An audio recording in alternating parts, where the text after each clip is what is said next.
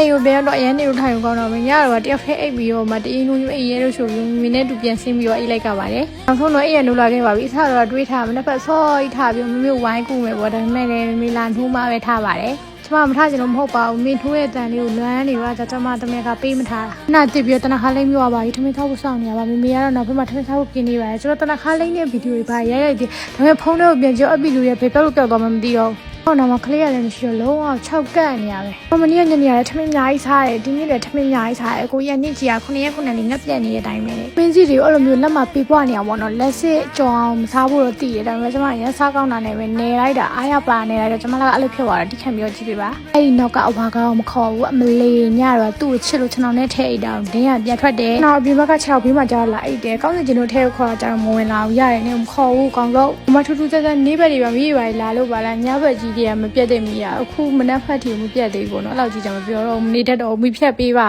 လို့